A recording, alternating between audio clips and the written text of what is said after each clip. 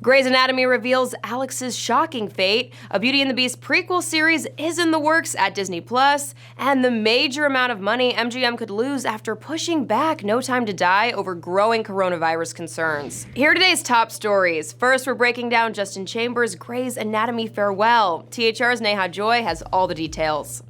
Alex Karev has officially left the OR. After 16 years and seasons on ABC's Grey's Anatomy and a character arc like no other, the fate of the beloved doctor played by fan favorite Justin Chambers was revealed during Thursday's episode. Although the original series regular's last episode aired back in November and no new footage of Chambers was included on Thursday night, it was still billed as a farewell to Alex. Now, if you haven't watched the episode, fair warning, there are major spoilers ahead. Chambers provided voiceovers for the flashback-heavy hour, and it was revealed that Alex is alive and well and living in Kansas with, get this, his former wife, Izzy Stevens. Yes, trust me, it was a shock to us all. Now, it turns out Alex wound up calling his former flame, played by former original star Katherine Heigl, in a bid to help save Meredith's career. The newly rekindled couple are now living on a farm in Kansas, and even more shocking to fans, with their twin kids.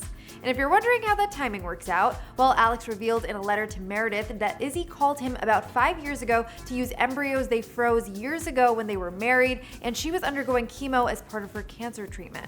Chambers sent shockwaves through the Grey's fan community in January when he announced that he would be exiting the Shondaland drama that he has called home for nearly 2 decades. Next, how did the dynamic Disney duo of Gaston and LeFou come to join forces? We just may find out. The Hollywood Reporter can exclusively reveal that a Beauty and the Beast prequel series is in the works at Disney+. The streaming service is teaming up with Once Upon a Time creators Eddie Kitsis and Adam Horowitz, as well as stars Josh Gad and Luke Evans, for a prequel limited series to the 2017 feature film.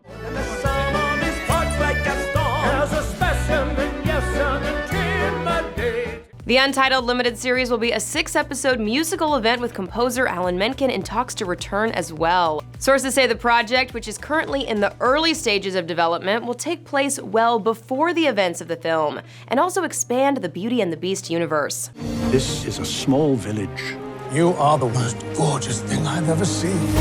Nobody deserves you. No other stars from the film, like Emma Watson and Dan Stevens, are currently attached, though sources say there is a possibility that they could pop in for a guest spot. And finally, MGM could take a huge hit after moving their new Bond film, No Time to Die, over growing coronavirus concerns. Neha has more on that story too.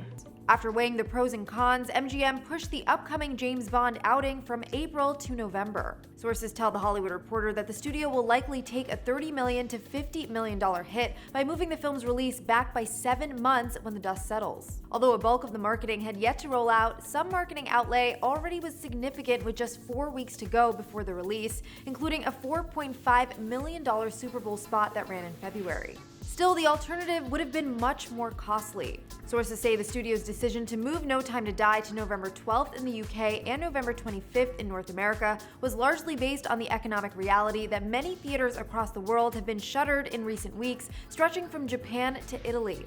That could have resulted in a minimum of 30% shaved off the final box office tallies, a possible $300 million out of a likely $1 billion global haul. For much more on all these stories and the latest Hollywood news, head to THR.com and be sure to subscribe to our THR News YouTube channel. Until next time, for the Hollywood Reporter News, I'm Tiffany Taylor.